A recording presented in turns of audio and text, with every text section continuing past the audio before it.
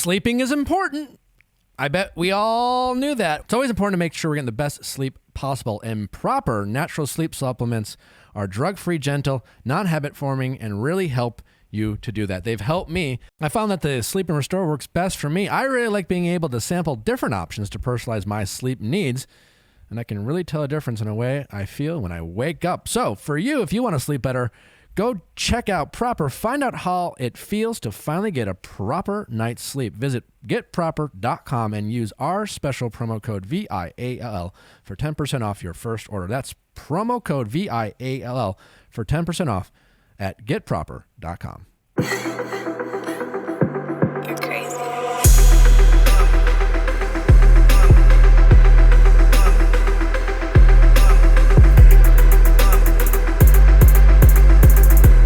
What's going on, everybody? Welcome to another episode of the Viall Files. I am your host, Nick, joined by Chrissy and Allie and Amanda, the ladies of the Social Syndicate. I hope you guys had a great weekend. Well, there's a lot going on, obviously, in the world, and specifically Bachelor world. As you guys know, it's some unfortunate things going on.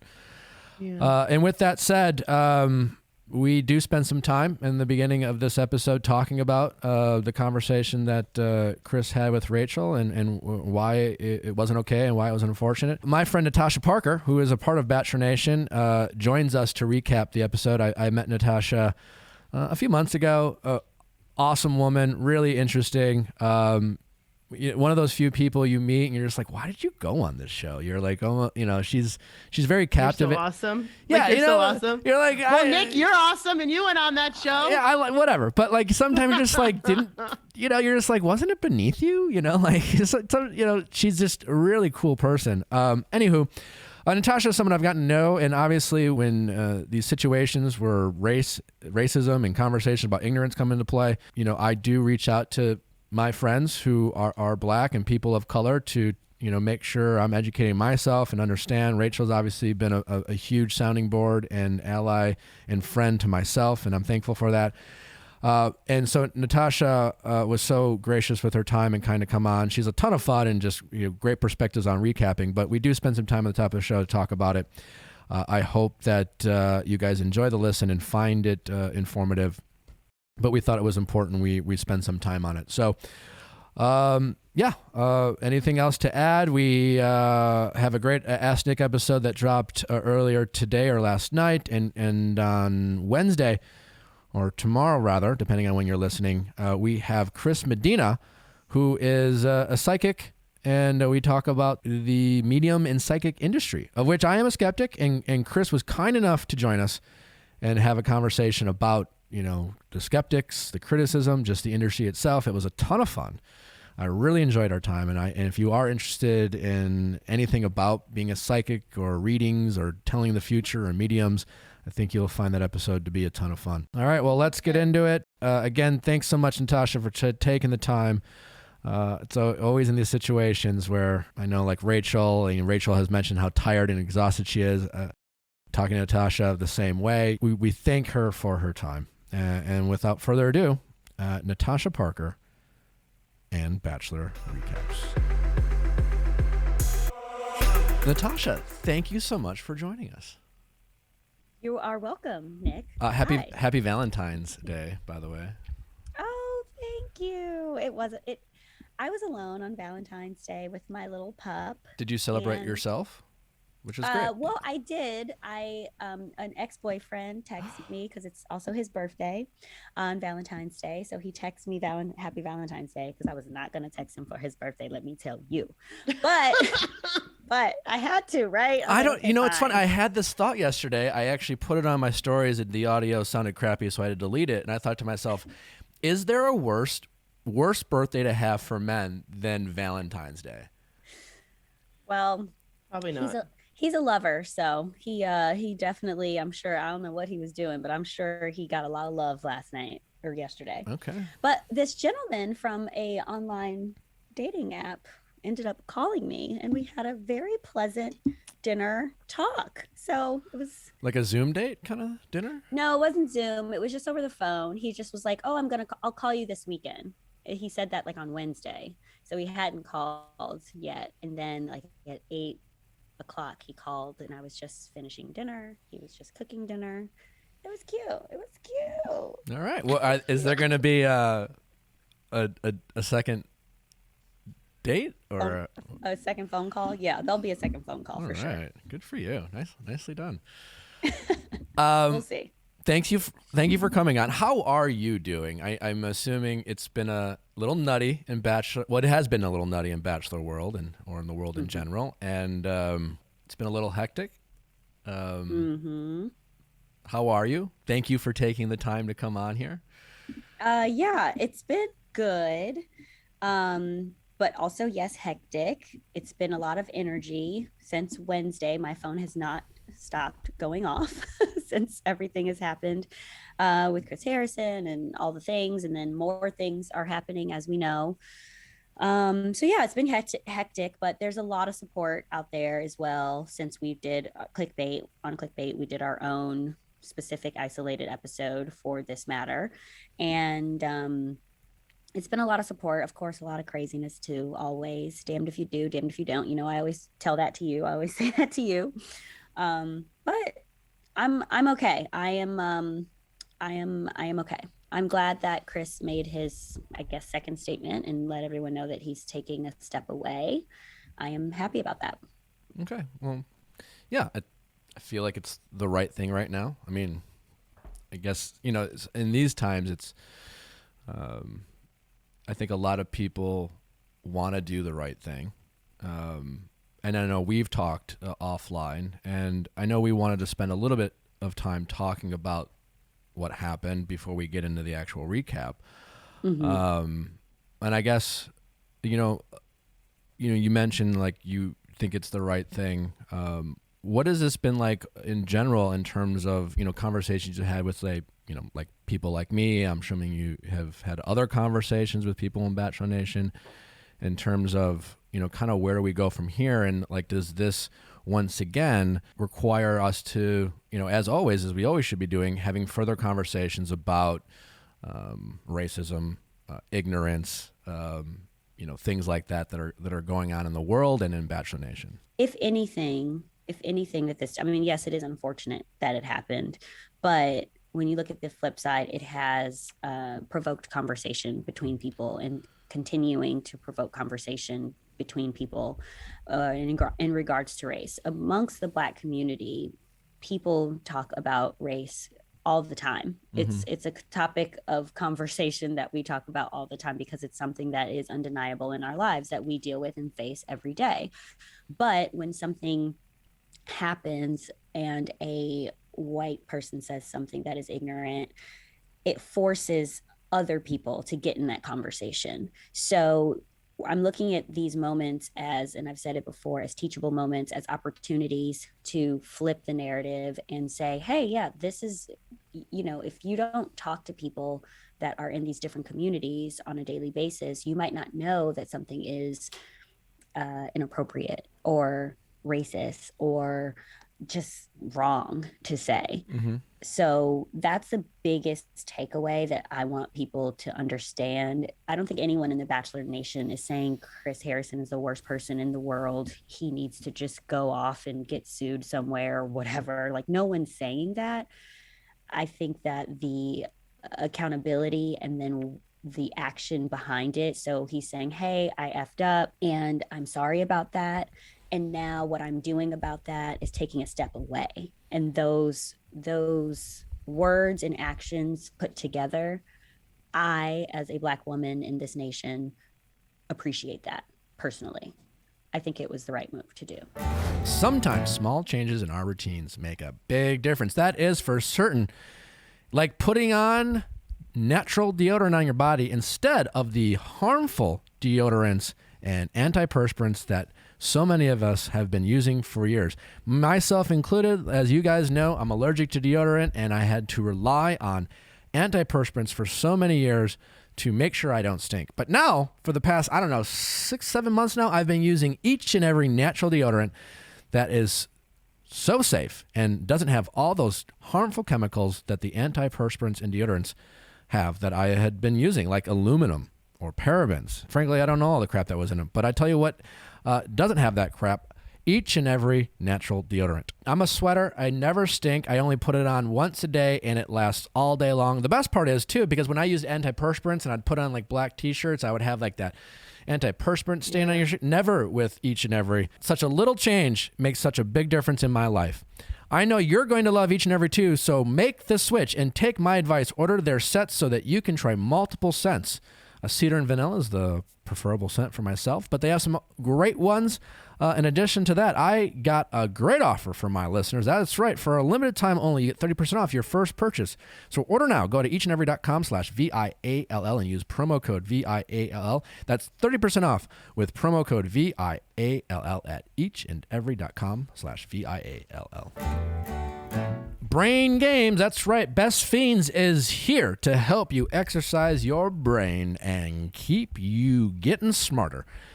I mean, two birds, one stone. They got some cute characters. Things never get boring with Best Fiends. Best of all, you can play offline. You can play with your friends. And again, like you said, you're not just killing time. You're getting smarter by staying sharp with their games and having a ton of fun doing it. What about you, Chrissy? What are you have you beaten the game yet? Well, that's not even possible because you could just keep going and you never shut up about it. They keep going. You know me, I'm obsessed with the little characters. I love them. They have these little ones. This little one named Edward. He's so cute. He's got these little long legs and he bounces up and down. Like give him little points so he can get big and strong. Literally thousands of levels to play and counting, plus tons of cute characters to collect. Download Best Fiends free today on the Apple App Store or Google Play. That's friends without the R. Best Fiends. You've heard a lot of those opinions. I've heard a lot of opinions. I'm assuming there's people listening right now who unfortunately might be saying, I don't get it. What was so bad about what Chris said and did? Now, we can discuss this a little bit. Now, you've mentioned on Clickbait, you've had a discussion about it. A lot of people have heard that, Rachel, who was involved in this, had a discussion about this on her podcast, Higher Learning. If you haven't listened to that, you should. It's very good. They kind of lay it out in a way that I don't know, I hope is clear to people. Right. For those people who aren't going to listen to it, I guess we should spend a little bit of time, Right. Explaining why it was not okay what Chris said. Sure. There were a lot of things that were said, but the biggest thing that stuck out to me, and I do mention this on Clickbait on our podcast, but the connotation that what happened in 2018 and even in 1970 and even in 1950 and even in 1930, that it was okay then and it's not okay now, that people are woke and there are these quote unquote woke police that are holding people accountable. And really, that word woke, whatever people want to say about it, it was cool at one point, now it's not so cool, whatever. The problem is that slavery was definitely legal in this country at one point. That does not make it right. That does not mean that it was right. And that's why it was abolished, and that's why it's no longer here. So even in the 1970s, whatever games he was playing with on the playground, maybe Black people were not present to say, hey, this is actually effed up. This is actually not okay. Those are the type of things that we want to hold people accountable for. So in 2020, African Americans have been very aware thus far among life. I don't think anyone was okay with being enslaved. I don't think anyone was okay when people hear derogatory things said about them or to them ever. It's just that now we have more white allies and we have more people of color that are standing up and saying, no, I'm not going to let this go. I am going to go to HR about this. I am going to go talk to someone about this. I am going to go talk to the news. I am going to make a stink about this and not just let it go. Whereas I believe in the past, it's like, oh, they don't understand. This is how it is. And this is why we are oppressed. And we just stay in our communities. And in staying in our communities, that's how we don't deal with other. But now we're so integrated, we have to deal with everyone. And so as Black people, migrate into the society, white people have to understand the struggles that we've had to deal with, you know, in life, and understand that uncomfortable conversations about race are inevitable now and forever. And they're uncomfortable for white people. They are not uncomfortable for Black people. For me personally, and the people that I know, we talk about it so much that it's not uncomfortable for us. And that's something that Chris Harrison also he never said in the whole entire interview. He kept saying this or that, and he never actually said, people are accusing this young girl, Rachel Kirkconnell, of being racist. There are allegations that she is doing racist things. He just said this or that. And so I understand that it's uncomfortable for people to grasp, but imagine how uncomfortable it is for the oppressed. And that's what I want people to think about, take themselves out of it and think of how the oppressed people feel. Yeah. And that's something I've, done the past few days too. You and I have had conversations. I've had, I'm friends with Rachel. So I have, I'm very fortunate to be able to reach out to her and have these conversations when this stuff does go on, and even in between. Mm-hmm. Rachel said on our podcast how, Black people never are given the benefit of the doubt. Right. Right. And that's something I really thought about too. And it's just like, I went back and, it's like, I see as Rachel tells me, I see it, the criticism Rachel gets all the time, and almost like this burden or this blame, that somehow like it's Rachel's fault. I mean, when the Hannah Brown stuff was going on, Rachel came on this podcast. We were like, hey, maybe we should talk about it. A week after Hannah Brown said the N-word on her Instagram live. A week before Hannah Brown said anything. And we had a conversation, it's like, it seemed nuts that we had to spend time on a podcast, having Rachel once again explain why it's not okay for white people to use the history of the word. But yet, we talked about it. And that we were critical of Hannah, and yet it felt like almost there was much criticism towards Rachel, right, than it was towards Hannah at the time. And even Chris, I mean, it's like one of the things that Chris said where he asked almost for page, like he said we didn't give Hannah the space. It's like, that was kind of a nuts thing to say. And knowing what Rachel had to experience by speaking up when that was going on seemed, frustrating, right? It was like, I think the biggest problem with a lot of things, what Chris said, like you said, like we're talking about lenses as if, and one example, it's just like the Mississippi state flag had the Confederate flag in the state flag up until last year. And it's not because it wasn't insensitive or racist or ignorant in 2019 or 2018. I don't know why it was up. I mean, quite frankly, I didn't know it was still in, and you realize, you're like, what the fuck is going on? But yes, it almost sounded like what Chris was saying is that these things are insensitive now. It's like as if they're all of a sudden insensitive because we decided that they're insensitive, not because we were ignorant and decided to ignore our ignorance. I mean, and then again, like you're right, white people get very uncomfortable. I mean, I've had a lot of conversations with my white friends. We're all uncomfortable talking about this, and we also get defensive. And there's one thing I've spent some time, trying to focus on the past few days, having conversations with you, Rachel, and other people in Bachelor Nation, is to because we get defensive because you're just like, I know I've been ignorant. I know that, I have thought things, I have said things, 15 years ago, I didn't understand why someone dressing up in a Native American costume for Halloween was ignorant. It is ignorant, right? Now, just because at the time I might have said, well, that's a cool costume for someone to wear, doesn't mean that it wasn't ignorant then. It just means I was ignorant and didn't realize my ignorance until later. All right. Exactly. That makes, and then when you have that realization as white people, we feel very uncomfortable. We get very defensive because we're like, what does that say about me?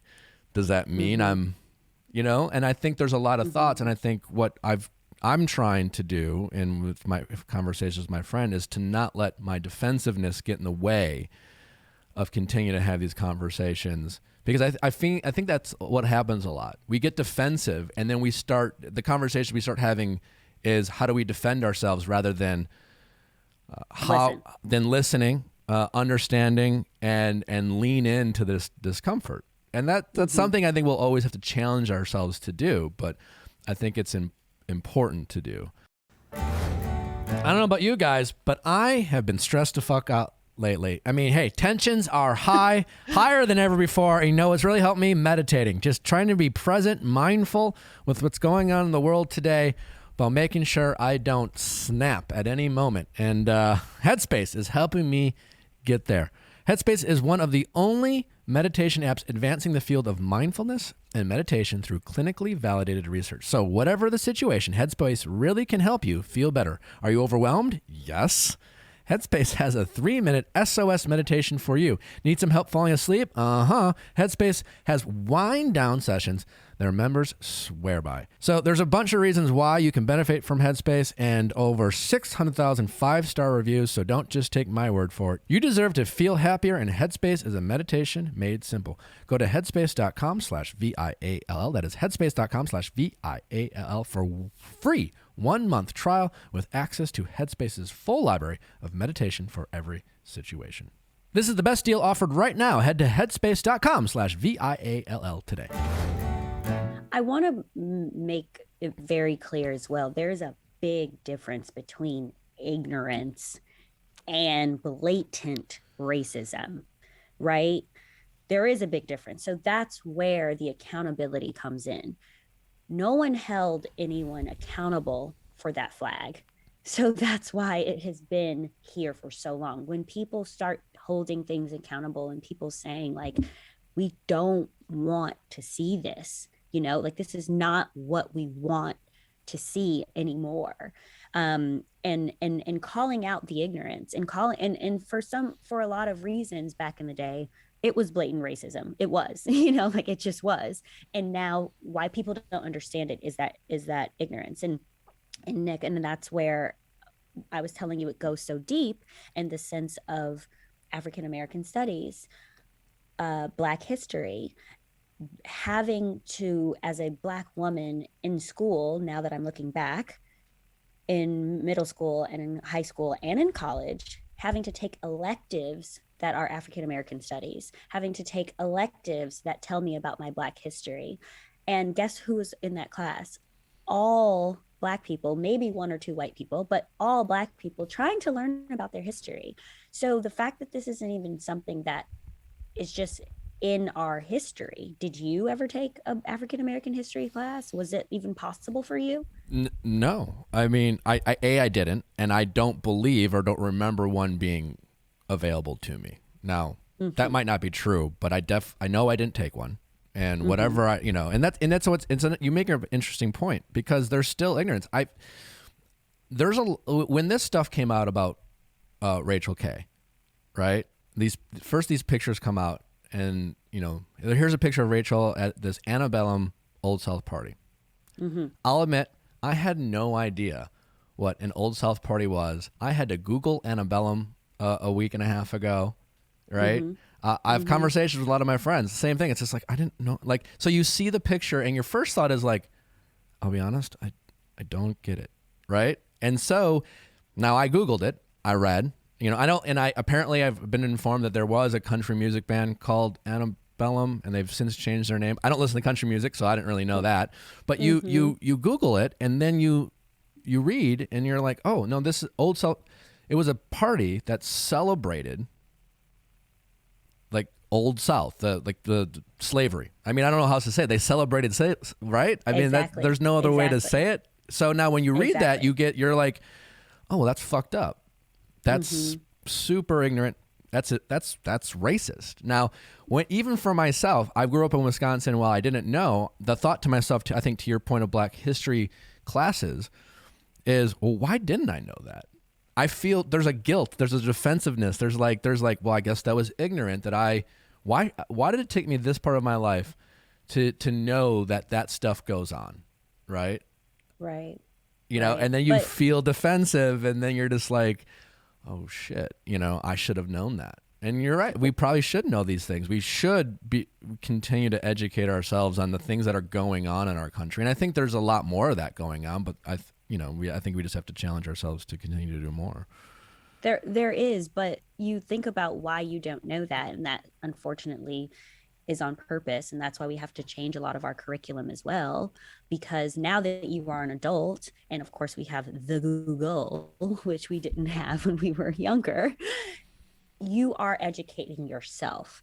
Now, if you were in a class and they talked about Nelson Mandela, if they talked about W.E.B. Du Bois, if they talked about these different influential, Langston Hughes, these different influential Black people that I learned about in my African American studies, you would know a lot more than you know. But again, it goes back to our curriculum. You know, it goes back to, I mean, even as simple as Christopher Columbus. You know what I mean? Like, we celebrate this person who founded this country when people were already here, you know? And I know that's a very controversial thing to say, but it's just not accurate. But we are all taught that, right? Well, kind of why is it, the fact that it is controversial is problematic. Exactly. And that's what, and like you said, it's the same thing. Just because I am a Black person, that doesn't mean that I am completely understanding to every culture.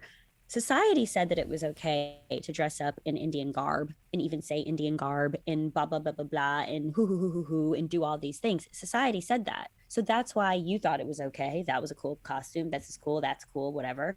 That's why we feel this way. But then we notice and we recognize our ignorance, and then we say, oh, that's actually offensive to a people. And now Native Americans have such a bigger voice, and they are talking more because of the internet. The internet has given so many people a platform to say and speak, and videos to go viral, and things to happen, that now people are like, oh yeah, we have to include them. And it's not taking anything away from me. Nothing is being taken away from anyone's whiteness by including other minorities. It's just false, right? Yeah. Mm-hmm. One question, I've talked about this on this podcast. I've talked about it with Rachel. We're like being an ally, right? Yep. And I think even for a lot of my friends, my white friends, there's a lot of, okay, I know I want to be an ally. I know what side I want to be on. I know that I want to learn. I want to recognize my ignorance. And there's a lot of noise out there. There's a lot of opinions. What are your thoughts on that topic? Or, there's a new buzzword going around that I've learned for the first time this year, performative. Performative on social media, especially as it relates to talking about racism. I mean, you see that all over the place, performative, but even specific to this. And sometimes it does get, frustrating, or is a sense that, like, listen, social media by definition is performative. It's right. Podcast, exactly. And then you go back to the kind of old philosophical question is, does anyone do anything selflessly? And so then if you promote it on your social and give it a platform, is it performative? And then, but we have these platforms, and there's a responsibility. I know I asked you when we were talking about it, it was just like, what do you think? Do you think I should say something? Is it the right thing? You said, I think it would be helpful. But I'll admit, when I first watched Chris's interview, I was like, what am I watching? But the first thing I did is I reached out to my friend Rachel. I was fortunate enough that I could do that, and we had a quick conversation before the world blew up, and she started getting all these phone calls, and it was more, how can I support my friend? Right. But that first thought right away wasn't like, well, I need to go say something, or I need to. I want to. Well, I did a lot of research about Old South and understand those parties. And then you do. And then all of a sudden, but in the middle of understanding and listening and talking to you and talking to Rachel, there's a lot of people who are just like, do this, do that. If you don't do this, this means that. And what are your thoughts on all that? Like, how can we do the right thing without worrying about what people are saying despite all the opinions. So as well, first, I always say damned if you do, damned if you don't. If you say something, it's effed up. If you don't, it's effed up. So you have to go with what your heart says. But as Oprah says, these aha moments, when people have an aha moment, like you researched this stuff and had an aha moment, like, oh shoot, I had no idea that this meant this or this meant that.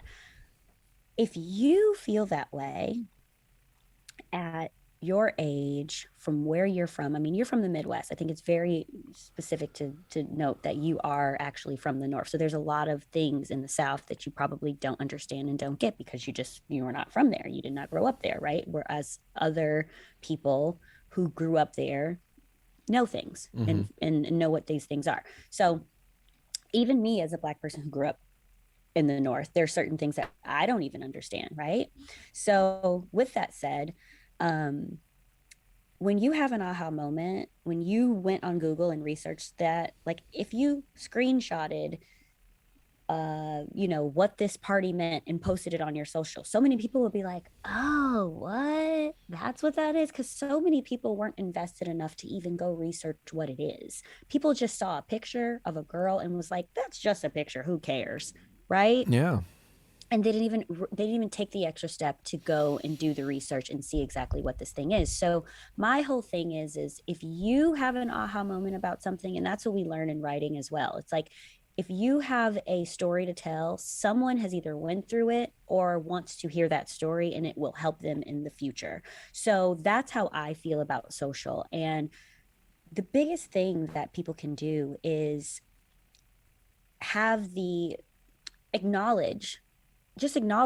And that's what I mean. Before I talked to anyone, I saw this and acknowledged that it was effed up. I just want everybody to know I'm acknowledging what just happened. I saw it. I'm a part of this nation and I'm going to speak on it. Right.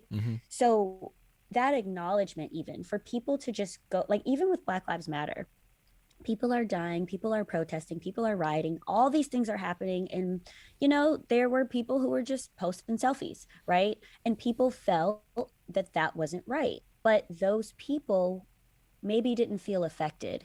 Maybe they weren't close enough to it. And you being so close to someone like Rachel, you guys shared a season together. How could you not, and you guys are still friends, how could you not feel affected when you see that your friend is just getting white splained? I mean, I don't even know if that's a thing, but white splained up and down by someone. And it didn't, and in my personal opinion, it didn't matter if it was Chris Harrison or not. It could just insert person who was ignorant on this matter, right? You would have had probably the same experience with anyone that she was interviewing on Extra that would have came at her probably that way. So acknowledgement, I think, is very important. But I also feel that people have to feel called to care about this stuff. And if you don't feel called to care about it, then you need to ask yourself why, right? Yeah. There's so many things happening in the world. Why don't we care? My personal thing is I see people online, performative, whatever you want to call it. If you're talking about things that matter, I don't care how you're talking about them. This is my personal opinion. I personally, if you're making it, people are going to like it or not, but it's going to invoke conversation, right? So let's invoke this conversation. Let's talk about this. Let's make this a thing. Let's entice people to feel a way, because that's just going to keep the conversation going. I see Rachel's comments on her Instagram, my comments on Instagram, anyone's comments about anything on these Instagram. I mean, someone even said, "Where's your post?" My post, because the women from season 25 posted something. The guys from 16, they all posted something. Where's my post? My post is the color of my skin, and to be honest, I have a lot of friends who are African-American, who are Black, who say, yo, I don't have to post about none of this ever because I live this, right? So some people, that's their mindset. Me, on the other hand, I believe that it is important for me to use my platform in that way. But we did a whole podcast about it. There's my post, right? So, and I talk about these things all the time. And the person who said that, I'm sure, probably doesn't follow me. So whatever, I don't care. But saying that to say, no matter what you do, people are going to talk shit. Yep. And that, And it just comes with it. kind of brings back to the point. If you feel uncomfortable, that's okay. It's okay. If you feel defensive, that's okay. But just do something with that. Recognize it. And lean into the defensive-ness, because why? Yeah. And even when Chris Harrison said, "Who are you, Rachel? Who am I to say this or say that?" It was almost like, who are you to hold her accountable, Rachel? Who are you to do that? It's like, excuse me? Yeah, totally. Right? And and so it's just lean into the discomfort, do what you said feels right, acknowledge it. And you're right, you're not going to please everyone, but as long as you're doing it because you want to be a part of the solution and not part of the problem, and I guess that's all you can hope for. And keep talking to your friends. You made a good point when we were talking. It's not only talking to, like, from me, it's just like I'm thankful for my black friends and my friends who are people of color and the conversations they're willing to have with me. But it's also conversations with my white friends. Listen, it's tough. Yes. My friends back home, like in the past 6 months, I've had some tough conversations with things that I've learned that you reach out to, and sometimes those conversations go well, and sometimes you're disappointed in the response. And I said that to you. I said, what you can do if you are listening right now and you call yourself an ally and you are an ally for equality for all people, when you are in white spaces and there aren't people of color around and you hear someone say something, debate with them, have that uncomfortable conversation with them, go back at them, be defensive then, and defend your allies, right? So that's so important. Like, I hate when people I would say compare different minority groups and oppressed people, but for me, I have a lot of gay friends, lots of them. And when I am around a bunch of straight people and someone says something that I know they would not say if the gay person was present, I go at them. I say, excuse me, what'd you say? That's effed up. Why'd you say that? Let me tell you why that's not okay. Let me tell you that this, and I tell them because it's very important for me to let people know that what they're saying is not okay. And they're like, yo, Natasha, why are you getting so upset? Why are you getting so mad? Because it's not right. And that's me holding them accountable, whether someone is gay or not, a part of the gay community around or not. They have an ally in me, and they know that is what I'm saying. We could probably keep talking about this. Yes. It's a conversation that should continue. If you do want to hear more from Natasha, she is hosting Clickbait in general. Also, they, as she mentioned, covered this in last week's episode. Go check out Rachel's Higher Learning episode. Definitely. Should we talk a little Bachelor now? Yeah, let's talk Bachelor. And also Clickbait, we're recording tomorrow and the episode drops on Thursday. I'm sure we will be talking about Chris Harrison more in depth as far as his apology and him stepping away. So you guys can listen to that on Thursday on Apple Podcasts and Wondery app and Spotify. So we'll be sure to check that out. And that I listened to your episode last week. It was a great episode. Yes. So this episode, woo! A lot. I mean, a lot. This was this episode, this season has been dramatic. This one didn't disappoint in its drama. I'm always like this season's been very confusing to me in terms of timing, because this episode starts with the cliffhanger of Heather walking in from last week, and we get a little repeat, and so we see her interrupting Piper again. We see Matt surprised again, and we see the women pretty upset about it. I mean, what were upset? Yeah, so Heather's here, and everyone's mad. It was just really it was frustrating, I guess, for me as a viewer. And it's an interesting debate because it seems nuts that Heather's there, right? Yep. I think the women have a very justifiable reason to feel frustration. How we show our frustration in life, it's like you have the right to feel. All feelings are valid kind of thing.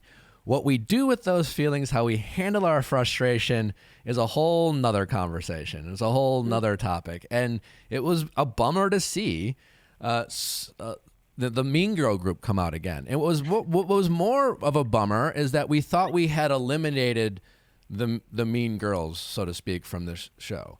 And then all of a sudden you had Jasenia, and I think it was really Jasenia and Piper seemed to be the two. And Serena C. Serena C, yeah, the two new Mean Girls. And like there are a couple, like, Kit's always on the peripheral of the Mean Girls. Like she's there to keep poking the bear, but she never really takes charge. Also, she said, like, there was a line that Kit said. What was it, like, why don't you just, it was a line. I don't know. Why is she here? Why is she here? Or just leave or something. And it sounded yeah. like she said it directly to Heather. I am almost convinced that she said that to her women peers while Heather was talking to Matt. I feel like that might have been some creative. Yeah.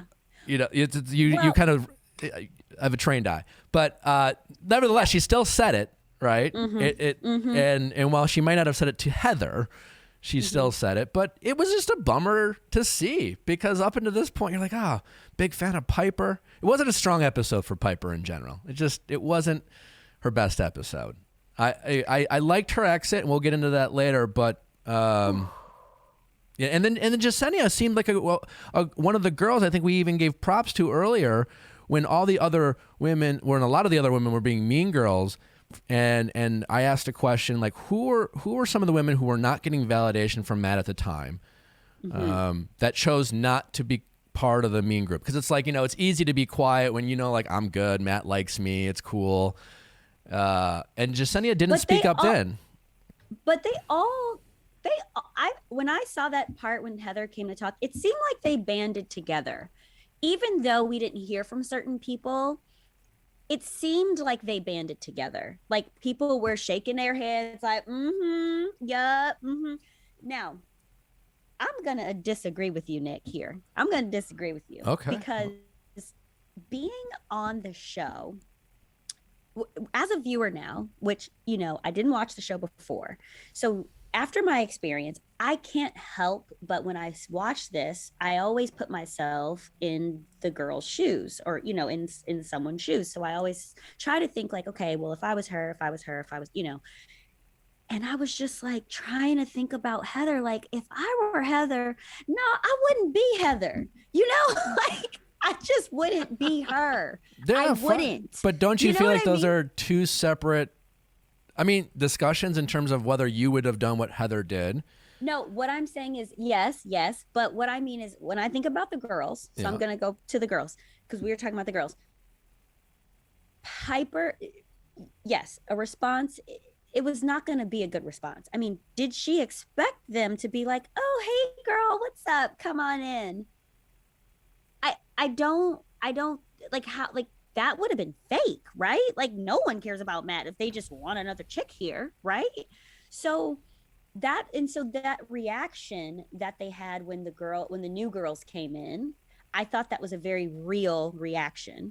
And also, regardless of if it was mean girl, catty, whatever you want to call it, it was a very real reaction. Women are, we're territorial. We're just territorial people. We don't want to share a man. We are on a show sharing a man. We don't want to share a man, right? And now you're just another person to come in to take time away. So when I saw their reaction, I was like, oh yeah, that's not gonna end good. Even when Heather first came last week, I was like, yeah, that's not gonna end good. It's not. And I get that Heather, was clear, yeah. Yeah, and I get that Heather wanted to try. I get all that, but even her trying to talk to talk to the girls and like be like, hey guys, like, yeah, like I'm not trying to like take anyone's time from anyone. I think she said that, right? Like, didn't she say that? Sure. I'm not trying to and it's like, and Piper's like, but you did. But you are. Your presence being here is. So I get it. It's a TV show. It was dramatic. They had to bring her in the way that they did, all the things. I get that. But it was hard to watch from at least me being a viewer, seeing that these girls are going to basically crumble if she stays here. I don't think Matt would have had a show. I don't know who would have actually stayed. Even though the other girls didn't say anything, I don't see Bree staying. I don't see who else was there who really didn't say anything. Michelle. I don't see them like staying. I mean, Michelle had a whole breakdown after her one-on-one. Sure, but that's kind of the show, right? Like, she was never going to stay. Now, I've heard some... But in the moment, do you think those girls knew that? I don't think so. No, but does that make how they spoke to Heather okay because they had a right to be mad? No, I'm not saying that, but I am saying that she should have expected some heat. Is what I'm saying. Yes. Well, I don't think we're in 100% agreement there. Yeah, I don't know that. I get that Piper was really pissed and some of the stuff she said, but I'm trying to remember everything Jasenia said. I think Jasenia was more questioning her. She had a great question. She said, hey, I don't know you guys. And then whoever said, do you even know Matt? Who said that? I don't. I watched that part again this morning. Okay. I thought Jasenia was particularly mean and just her. Okay. I watched it 2 days ago, so I don't really remember that part. But so whoever said, do you even know Matt? That might have been mean, but that was valid. You don't know us. You don't know Matt. It was Serena P, I think it was, because she was all like, Serena P was all like, if you wanted to know him, then why didn't you try and meet him beforehand? Listen, the questions are all valid, right? It's how they say it and So how would you have done this, Nick? Well, Tell me, please. How would you? I mean, I don't know if I showed up late to Caitlin's season. These are some parallels, and there's a lot of differences. Ooh, right? So it's personal. No, go ahead. I mean, it's, I look at it almost like it's I can relate on both sides, right? Mm-hmm. I look at what Heather did, and it's just like, so my questions, and like people have come out late before. Now, I faced questions from the guys, and you face criticism from the audience. I knew why I was coming. You know what I'm saying? I knew Caitlyn. I have love letters to prove it that Caitlyn and I laugh about now. Like, I came. You wrote Caitlyn love letter? Oh, we've talked about this, but like, I haven't heard this, so honey, I'm new for all the new listeners. Like about a year ago, Caitlyn and I were hanging out, and she knew I sent those letters, and she never found them when she came back, and I was like, well, let me go look at my old inbox, my sent, and we found them, and it was like, holy shit! And you read them, they're heavy, It's like, it's just like when you read back love letters that you sent, like to someone you are, or just friends with or indifferent about, it's like a weird thing, and it's like an out of body of experience. But my point is I knew why I came. You know what I'm saying? And I came at a time and. Where there was still plenty of season left, and I knew I was going to get criticism, and I got criticism from the guys. I dealt with it all season long. I knew, and for me at the time, I knew why I was going, and to me it was like what I felt like is I had the truth on my side, and that truth was I have talked to this person, I've built a connection with this person, this crazy situation happened, and I really like her, and I really and because she was given this opportunity to be the Bachelorette, my only option to see if there's really something there before she's probably engaged is to take this big risk. That was and I wasn't going to give all the guys the details of how well we knew each other, etc., but I knew why I was there, regardless of whether other people did. So then I look at Heather, right, in this situation, and the story we're being told is that Heather never met him. All she knows is what her friend Hannah Brown told her, right? Mm-hmm. And now I've heard from reliable sources, and I'm surprised to hear this, and I almost have a hard time believing it, but I don't, I would assume that Heather would verify this, that she in fact paid for her flight. That this white minivan that everyone's talking about, Heather rented that damn minivan. This wasn't like some sort of like production, like, let's just put her in a white minivan. Apparently, she, in fact, rented that. I find that I didn't pay for my flight to New York when I showed up for Caitlin's season. You know what I'm saying? Like, I was like, you know, they called, they heard some rumors that there was a relationship. They gave me an opportunity, and I said yes to it, right? This seems like I've heard that they Heather asked multiple times to come and was kind of advised, this probably won't go well for you. And she showed up anyways.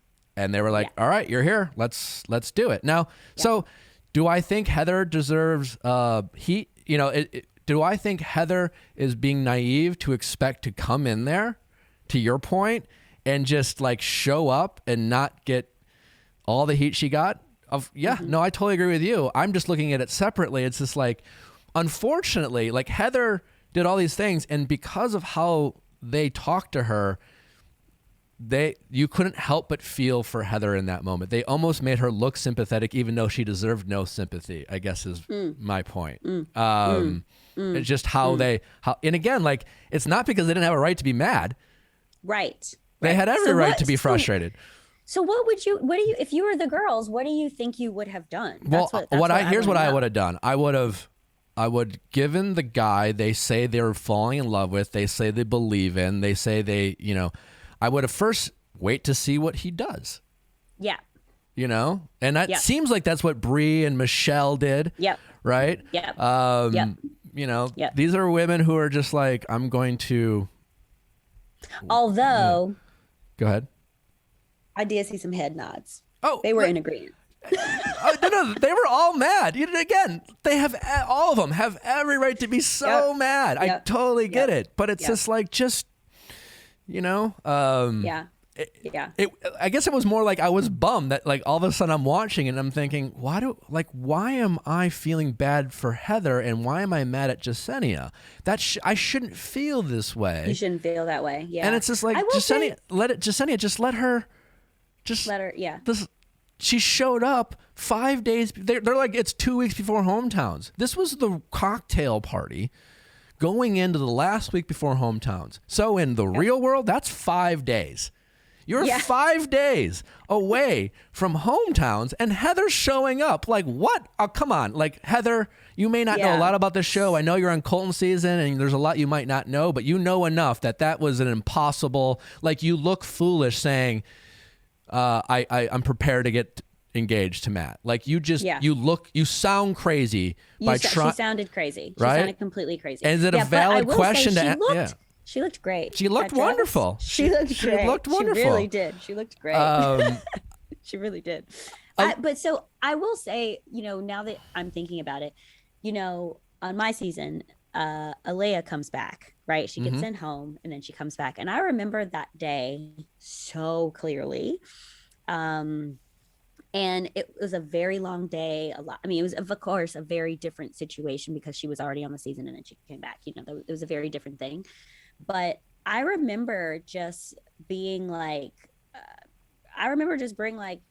okay, go ahead, come back. You know what I mean? Like, if he brings her back, this just solidifies that he has no idea what he's doing. You know what I mean?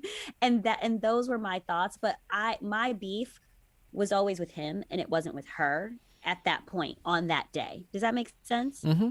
And then a bunch of other stuff happened and there were some other things that happened, but you know, that was last season. We're not going to talk about that, but I feel what you're saying as far as taking it up with Matt, seeing what he's going to do. And he did, let me tell you, he did the right thing. Yeah. I mean, he definitely did the right thing. Know how that's how it read to me, right? You asked like what I would have done in that situation. And so Matt did the right thing. And so what it looked like is for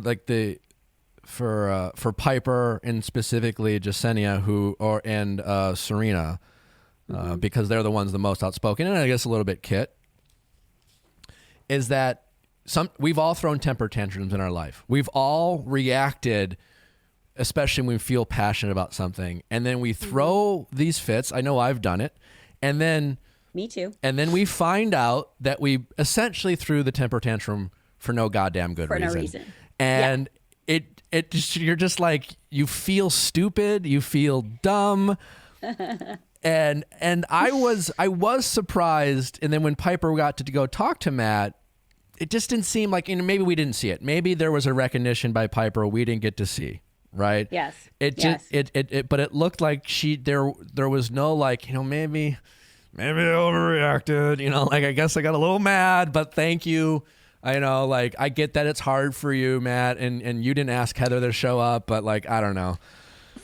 As mad and crying, and maybe we just didn't see it, but I cannot see Piper going back and sitting down with him and being like, where were we? No, I'm sure she was like, thank God she's gone. Like I can't believe it, but I don't know. We didn't see it, but I can't. I mean, just from what we know of Piper, she's very outspoken. She says what she feels. Yep.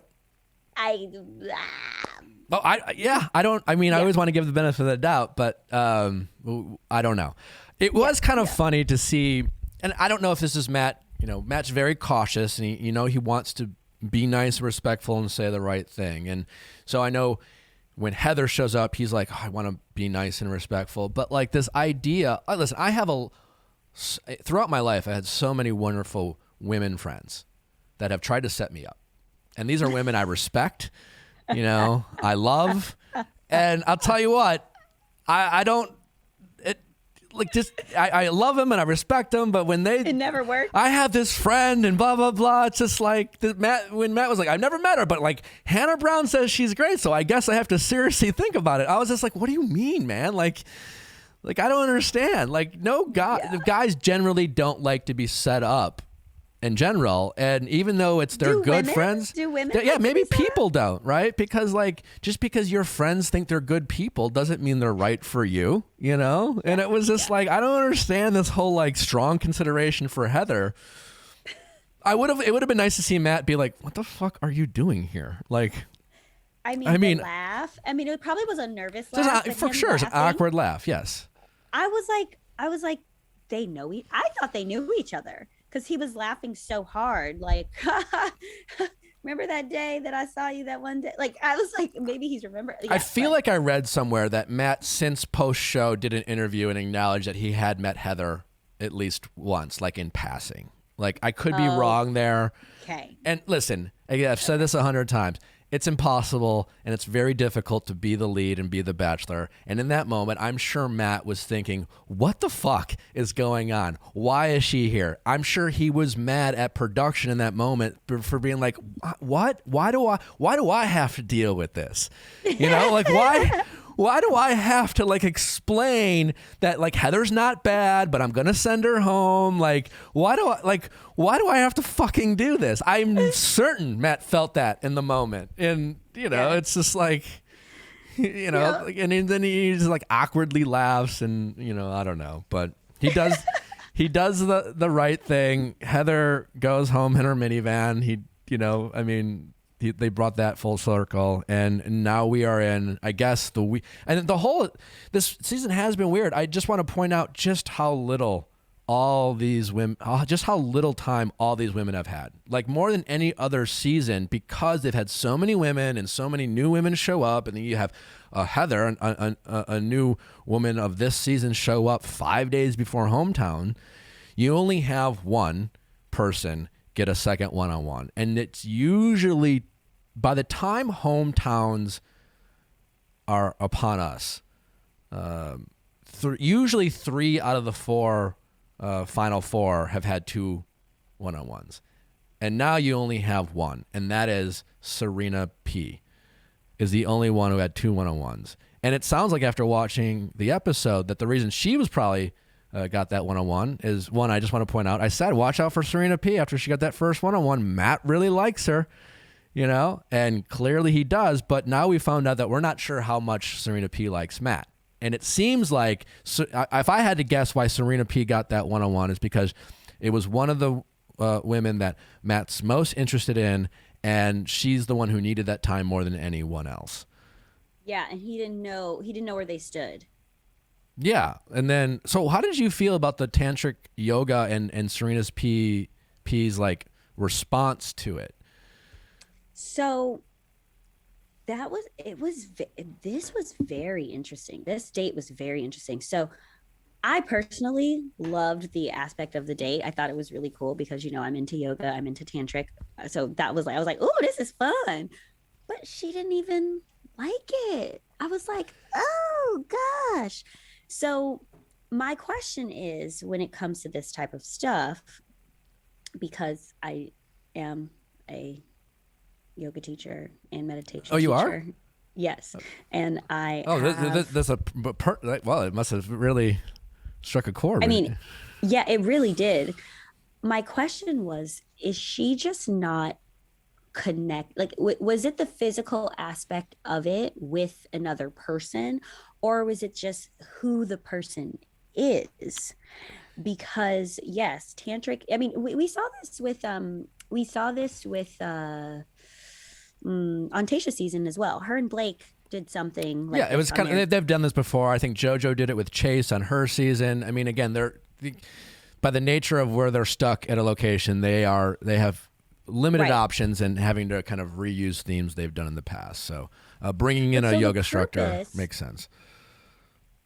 Right. So the purpose is, I think, to, reestablish or establish some sort of connection. And I think that I don't know if she was just so anti the movement of it all, or, the connection of it all. Clearly we didn't see all of the date because Matt mentioned something that we didn't even see when they were sitting down and talking. Can you what was that? Remind me. He said that the point when we were looking in each other's eyes and we had to stare at each other, and that is a tantric practice that you do a lot of times before you have sexy time. You do that with someone, and it establishes this really deep connection. Yeah, exactly. And so we didn't see them do that, but he said that was a point that he clearly was feeling connected to her and showing himself. He said he felt naked, and that is kind of what happens. But she was just so guarded. And, because he likes her so much, at least it sounded like he was bearing himself, so that made him like her more. Whereas he wasn't necessarily looking at her, or else he would have picked up how uncomfortable she really was. Does that make sense? Yeah, totally. Yeah. So the body language, I was looking at the body language a lot during this date and at the nighttime and everything. I'm not convinced that she's so into him. Not like the other girls, at least. I totally agree, because I mean, you bring up all these very interesting things about tantric yoga that I didn't think about while watching it. But when I was watching it, what you first hear from Serena P is, well, PDA, public display of affection, I'm not a huge fan of, right? So my first thought is, wait, you've been on The Bachelor. I mean, you think she's referring to the yoga instructor, and maybe she is, but she has been kissing Matt with a whole crew around her for weeks, and all of a sudden we're hearing about this PDA. So then you're like, okay, well, I don't know if that makes sense, and maybe she's just saying it because she doesn't know what to say. Right. But that doesn't make sense. But now, hearing you talk about tantric yoga, maybe it just intensified that and made it a little bit more real for her. But the only thing I was left was I don't think this girl is that into Matt. Yes. At the end of the day, say what you want. Say what you want about why she was uncomfortable, et cetera, et cetera. I think she just might not be into Matt. Right. And in that world, that's a lot of pressure. I mean, we've seen how people react. It's not these women this season. It's guys too when they're on The Bachelorette.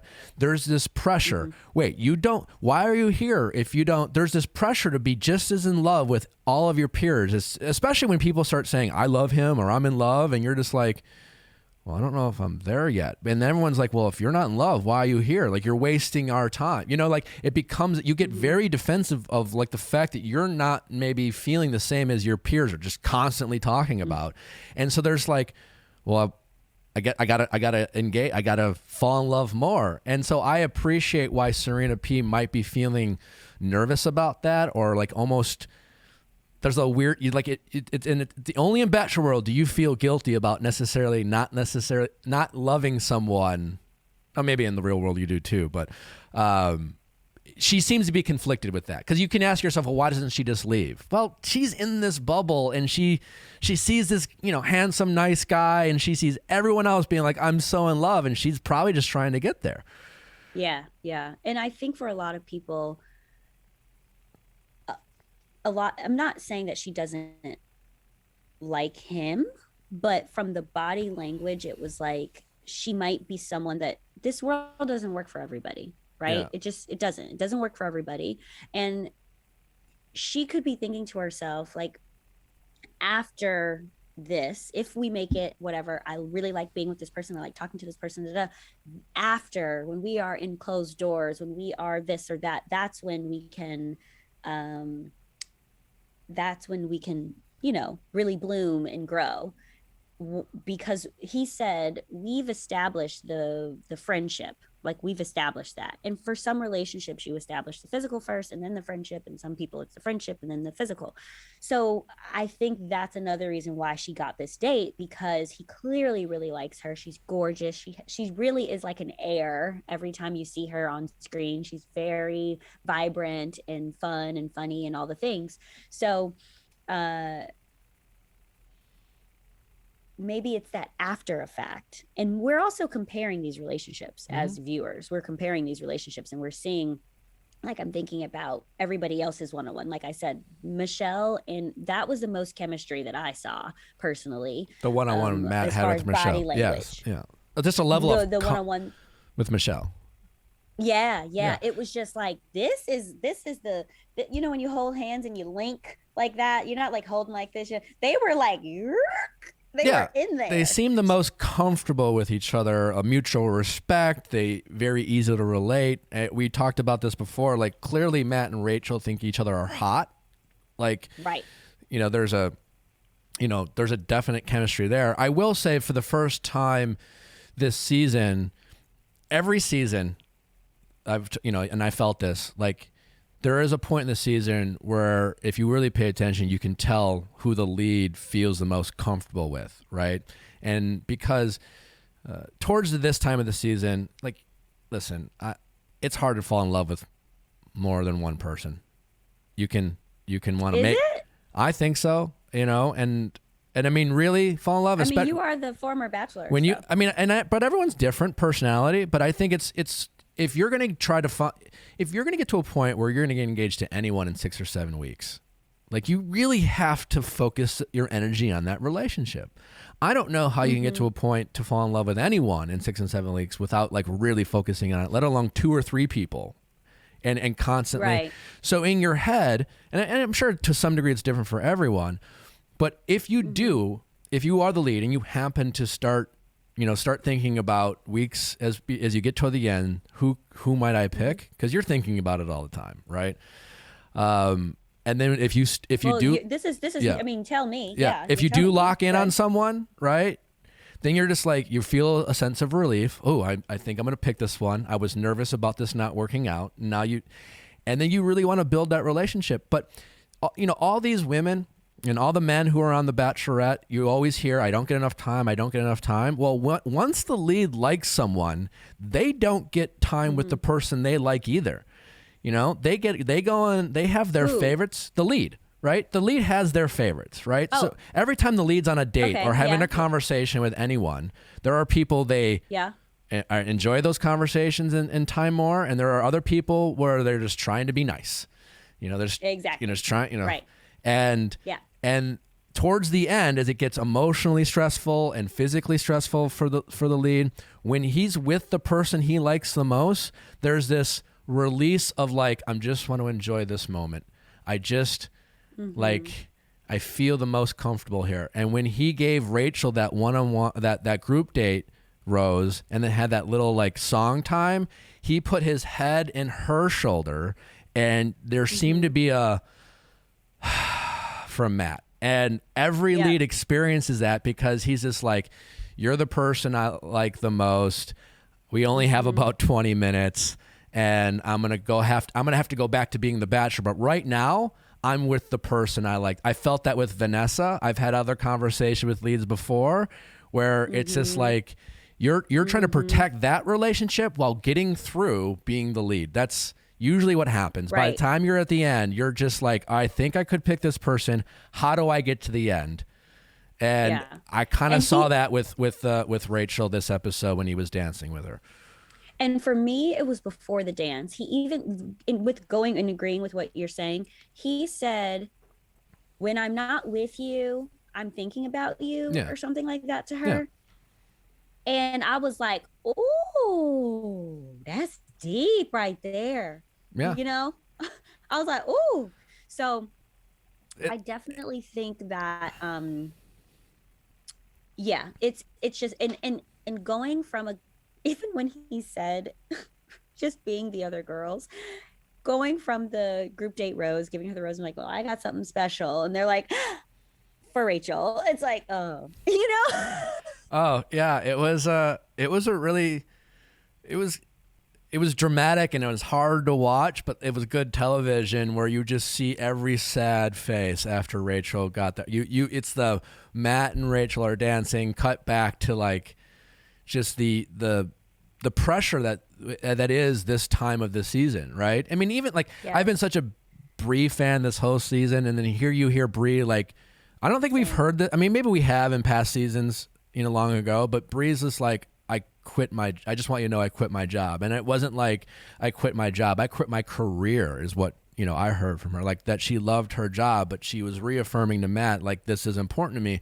And while Matt was great and he listened and he did his best to show his gratitude for her time, he was like, when he, Matt does this thing when he's trying to be nice, he's like, thank you for sharing, and he does this thing where it just comes across as like, he's more concerned about being polite rather than like, this is gonna, like, I don't know what he would have said, like what he could have said, but I think if Brie was my person, if I'm Matt, right, and I'm like, don't worry, girl, we're at the end of this is going to be you and I would have said more than thanks for sharing, and I don't credit, like Matt's like, once again, Matt, I empathize with, like, there's so much coming at the guy, and then she's like, I quit, and I don't doubt he really likes Brie, but his response kind of told me he's not going to pick Brie. Yeah, and him not giving her that group date rose. If I just told you I gave up my job, yeah. I need a rose, honey. Yeah, I especially need if you're a my damn front runner. rose. If you're my front runner and you quit the job, I'm like, I need her to know. I know I want her to go to bed, and I want her to have no second guesses about the decision she just made. Exactly. Exactly. And I think Brie's going to be fine. She's fantastic, but She's great. She's actually my favorite. She was, from just their bios, she's the person that on Clickbait we all picked our person. She was the person that I picked to go really far, just because she just seems like a badass, Brie and Abigail have been my favorite for all the reasons you just, Brie's great. And then there's Abigail, which love. It's been heartbreaking as a viewer to not see Abigail get any first impression rose. Just, and I've said before, like, certainly producers have a lot of influence. There's conversations that constantly go on with the leads, but it is about love and it is about connection. And the lead has the biggest say on who gets these one-on-one dates. It's definitely a conversation, but they have the biggest say. And the fact that Abigail never got a one-on-one is the fact that Matt simply just wasn't into her, because the producers would have loved to see Abigail have a one-on-one. I mean, listen, I also, go ahead. well, I was going to say also, just maybe it's just from what we are seeing of her, but she went from being this really confident person in the first night. Like, she seemed very confident, very, they did, even in like, the their secret signal ear thing. Yeah, it was just like they were booming. And then it was like, because this also happens too, and as you know, you start second guessing yourself once you see other relationships blooming and blossoming. And even for me, I feel Abigail, because I saw other people getting one-on-ones and two one-on-ones before I even got one.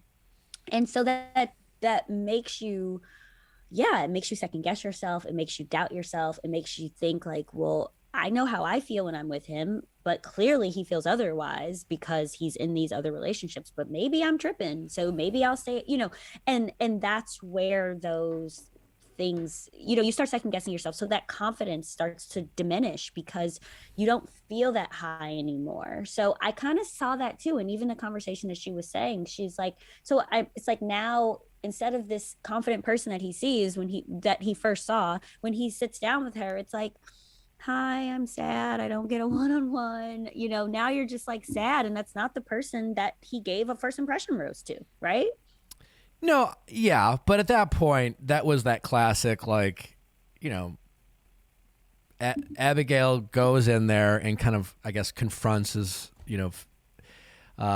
she was going home at that point. You know what I'm saying? Like, once Abigail didn't get the one-on-one from the last one-on-one, the writing was on the wall. And Abigail did the most with the little bit she had to work with was to say, send me home. Don't make me go through this whole date in a rose ceremony. Like, at least acknowledge. And I want to, because if you send me home in a rose ceremony, I'm not going to get a chance to ask you, why did I get the first impression rose? Why do we have a secret signal? And why have you sidelined me the entire time? Like, I deserve an answer. And that's the most with what she got. I didn't expect her to be happy about it. And why should she be confident? She has no reason to be confident with Matt. You know what I'm saying? Like, she was waiting, and she was poised, and she was like, you know what? And like, it's one of those things you always see cast people react like by week 4. Well, I haven't got a one-on-one. You're just like, listen, it doesn't matter if you get a one-on-one week 1 or week 6. So you only get one the first 6 weeks. But now when all of a sudden it's just like, once Serena P gets one and then Jasenia gets her first one, she's got zero reason to be confident. She unless she's delusional, she knows she's going home. So, I don't know. I will say her exit, you always got to pay attention to the exits when they start considering next bachelorettes. I know there's been a lot of noise about Katie being a bachelorette, and she should, who am I to say who would, I have an opinion. I would like to see Abigail. Katie would be entertaining, but Katie's limo exit was kind of like, but Abigail had a couple of those beats of like, you're like, I always get myself in the situation, and she said it in a sympathetic way, and like, when will it be my turn type of like, you leave that note, and I was paying attention to that, and it certainly at least had a little bit of a glimpse of, next bachelorette exit. So we'll see. I don't know, but I still hold out hope that Abigail could be our next bachelorette. I will say I was really sad. Like, I almost cried in her exit because I felt that so much. I'm like, girl, I feel you, girl. I feel you. The single ladies out there, y'all feel Abigail on that exit, I'm sure. Well, just a quick thoughts on Jasenia's 101. There's not a ton to talk about. I felt like we always knew she was going home. I will say that date is awesome. It was a fun date. I'd like to get in the cars and fuck shit up. So that was cool. Yeah. Never a good sign. Never a good sign when you have to ask the guy to pick you up and put you on a car.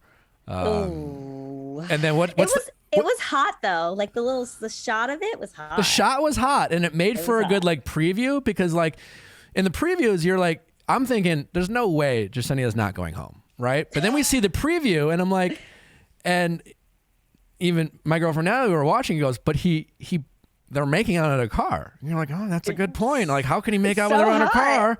But then you watch it, and she asks Matt to pick her up. He sets her up, and instead of making out, he buries his head in his shoulder, not because he's like, the whole Rachel met, but he was just like, shoulder. Did they not kiss? Yeah, no, he put his head in her shoulder, and then was kind of like, I probably should kiss you. And then he pecked her about 5 or 6 times. There was no hot makeout. Like, you never have to ask a guy to throw you up against the wall or put, and Matt doesn't seem to be the most sexual guy. Like, he hasn't used a lot of walls and pool tables and cars to have like a hot makeout. And so maybe this is not him, but when I felt like it would have looked a little bit more natural with, say, Michelle, Bree, or Rachel, or even Kit.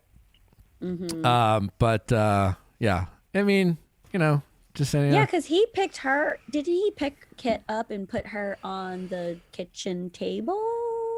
Yeah, I mean, Matt, Kit's one of the, like, I feel like every season the lead has like a little crush on someone that they're like, this isn't going to happen. You know, there's like this mutual respect. There's like, we would be friends. We might have a hot makeout one night. Who knows? Maybe we would get drunk enough to hook up, but it's just never going to happen. And I feel like for Matt, that's Kit. You know, like interesting. I never thought about that. You know, I know Kit. And you do know Kit. I didn't know that.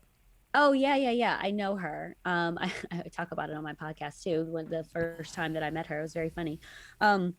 But yes, I do know her. A guy who I used to date is really good friends with her mom, and so I met her through him. So yeah, but yes, Kit's exit. I was into it. I was into her laying it all out. It's saying like, I'm not going to get married right after this. I want to finish school. I thought it was very, even though she's young, she is mature. Yeah. Even though she's been, called a mean girl for being very honest with her feelings and being reactive with her feelings. I can say that I'm proud of that conversation that she had with him, because she basically said, like, I'm not just looking for a guy to lead my life. I have things that I want to do with my life, and I need someone that's going to be on board with the things that I also want to do and be supportive, and as I support them, type of thing. I loved that conversation. What'd you think? I loved it too, from a woman empowerment standpoint of letting a guy know that you're dating, that I have these dreams and aspirations and they're non-negotiables, and it's not something I'm willing to. I love that. Great. It also just seemed like Kit, but then there's this is the show aspect, and like, why did you come on the show? I'm sure there's going to be a lot of like, well, why'd you bother to come on if you're not, whatever. From a comical, it seemed like, Kit was like, hey, listen, I came on the show. We like each other more than I think we both anticipated, but like, I'm not taking my mom to home. I'm not bringing my mom's not coming. It felt like she was trying to get Matt to break up with her the first time she like started to like be real with him. And then Matt was like, you're great, and then she was like, fuck. And then she was like, well, he was supposed to break up with me. Now I have to go break up with him. That's kind of how it seemed, because I felt like she was just like, my time here has run its course. And well, I love that she said those things and they're all true. I felt like she was saying it because she was like, I need to go because I'm not going to end up with you. And I don't want to go through this. Like, it gets very, the experience for the contestants is dramatically different from hometowns on. Just, I don't know how timing is in this new COVID Bachelor world, but pre-COVID, the show took about 9 weeks. And the first 5.5 weeks are all the contestants from whether it's 25 to 30, and they start down to 4. And then there's still 4 weeks left of filming for the final 4. And the final 4 usually sticks around to the end, whether they're still part of the show or they leave and they're, it's almost like a whole nother season, a whole nother emotional thing. Right. And it seemed like Kit was self-aware enough to just be like, I'm good. I had my time and I should walk away now before it gets a little too much. Because I feel like Kit always knew that she wasn't going to end up with Matt. Like, I'm sure she saw the connection with Michelle, Bree, and Rachel and thought, like, maybe I'm top 4. But I'm not top 2. Well, so here's the thing. And that's a very deep thought. You mean, but Kit, you've had conversations. I'm just from a viewer. Yeah, I'm going to be honest with you. If he didn't do that, the thing that he did with Rachel, where he took Rachel after that rose ceremony, they like cut to Kit's face at that, like when he says he's taking Rachel to do whatever special thing. I think that was the final straw for her. I think that is the thing. And at least when I was watching it, I was like, oh, he shouldn't have did that, honey. He shouldn't have did it. Because I think if he would have given her that group date rose, I think she would have stayed. I think that conversation was a result of her feeling like, it's just either it's not me, or I can't believe he did this, or that was my reaction. I was like, she was like, nah, I'm done. I gotta go talk to him. Because that is some bullshit. Like I saw like when they cut to the, even Brie, Brie was crying when he left with her. Yeah. She's just like, I just quit my job. And now I think I'm probably at best the runner up. Right. And that's another thing too about Brie. It's like, he does this, she says this, and it was so heartfelt in my position because I'm, of course, a viewer and I'm watching this. I'm like, when you think about it, there's only one Matt. That she could get another job. She can have another career. She can redo this. And she literally was telling him, there's one you, and I see us after this, and I want this to work with us, and I can get another job whenever I want. And that, like you said, went right over his head. Well, thanks for sharing. That was great. Thanks, girl. I was like, oh, yeah. Brie deserved that rose, in my opinion, because of that whole situation. But, well, I also think she could have talked to him before she resigned and said, hey, this thing is coming up, and I want to know that, where we are with this. And maybe he would have sent her home then if he knew that was on the line. It's a very interesting point. I didn't think about that in terms of Brie having that conversation with Matt before she resigns, rather than saying, well, I've already resigned. So it is what it is. That's an interesting point. I did not think about that. But it also kind of like Rachel getting that rose, it just speaks to, again, it's wild to me how little time all of these women have had with Matt and the expectation around getting engaged towards the end. They truly have had no time. And so all these little moments become that much more valuable. So again, Rachel getting that rose says so much more than even in past season, because you have such little time to validate the relationships that you feel strongest about. And in terms of the person you think you might pick, you have such little time to spend with them to try to get to know them. I mean, and that's what we always talk about. Like, people are like, well, how do you make it? Like, it's a leap of faith, man. Like, sometimes you do pick the person you're most physically attracted to, because that's the only thing you can be certain of in that moment is your physical connection, because the rest is just a guessing game. Because like that talking, that dance he had with Rachel, 30 minutes tops. The song was 5 minutes, and maybe there's some time before they walk in and a few minutes after, just kind of hang out and chill and talk about their favorite midnight snack. But truly, they're not getting hours. Like, Rachel got an extra 30 minutes. That's not learning about the person you're going to get engaged to. It's just a leap of faith. And listen, that's the show. That's what you sign up for, whatever. But Matt, when he is trying to figure out how do I allocate these moments of validation, he has such little to work with, and that makes it that much crazier and harder. I mean, I don't fault Matt. I mean, what is he supposed to do? The guy's trying to get engaged. The only one expected to get engaged at the end of the season is Matt. None of these women have the expectation from anyone else to get engaged. They might have an expectation of themselves, but America's expecting Matt to get engaged, whether he does or not, and every lead feels that expectation, and it is tough, but. Yeah, you really felt that in that moment for all those reasons we just talked about. And yeah, my heart went, I was like, oh, Brie. I want to make one, we're finishing up. I want to make one point. Chelsea went home, and no one will exit their walk out better than Chelsea ever did. And no shame to Serena, is it Serena C? What a hard act to follow. When you follow walking out of a runway model, whatever Chelsea was wearing was glistening, and she was she looked every bit of a professional supermodel runway model, just like the lights beaming on her, and she is gliding down the carpet.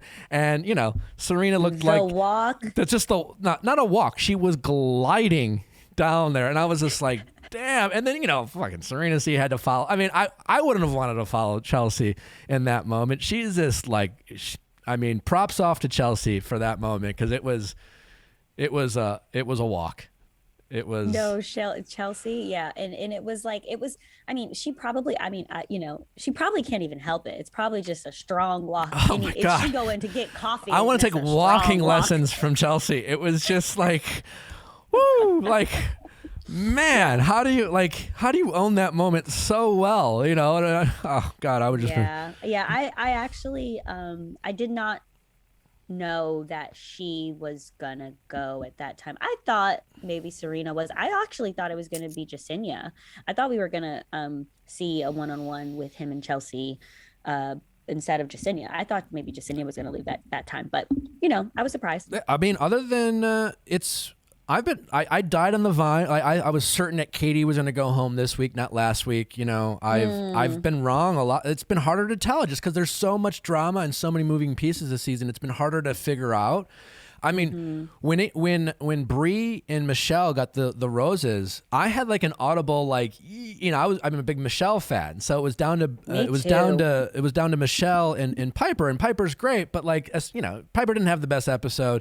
I'm a big fan of Michelle, so I had an audible like yes. I wasn't sure. I thought Piper might get it. I've been very like on edge of like who Matt really likes, and that's been fun to watch, but it's been unsure. Like I wasn't sure if Chelsea was going to get it or Serena.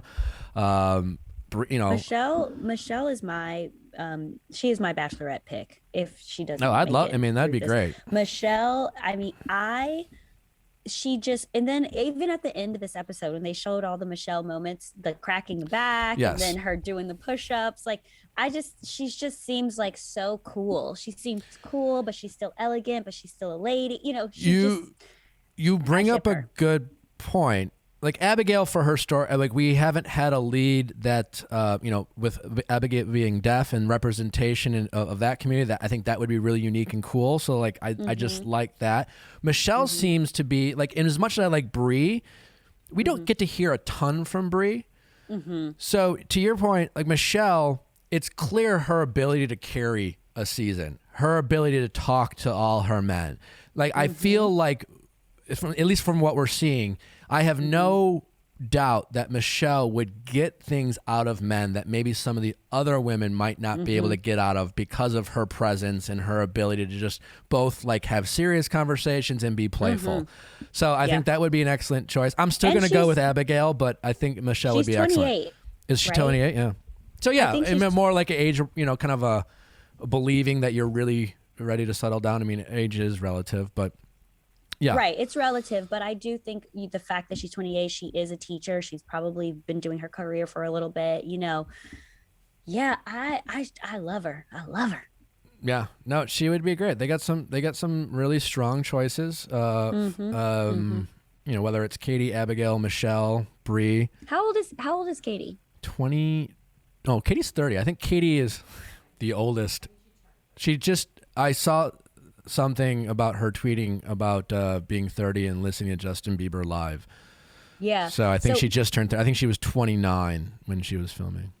Okay. Yeah. I only bring up age just because of more of like the where you are in life. I think anyone can get married at any time, no matter what your age is or whatever that is, if you're ready for that, and depending on how you grew up. But just where you are in life as far as, do you know things like for instance, Kit is 21 and she knew that she wanted to finish school and do this and do that and all these different things, so though those type of things and where you are, you can know that, but then you can accomplish that and then decide you want to get married or whatever you want to call it. So I'm not trying to be ageist at all. It's okay. Yeah. We're just trying to get it right, Natasha. I get it. Right. Right. Natasha, thank you so much for coming on and recapping this episode, and obviously thank you for taking the time to talk about obviously racism and ignorance and the things that we talked about in the top of the show.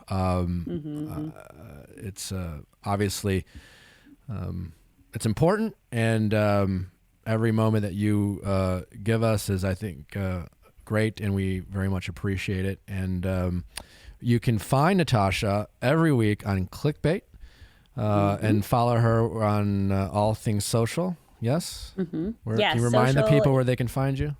Yes. The social networks are my Instagram at Natasha Parker.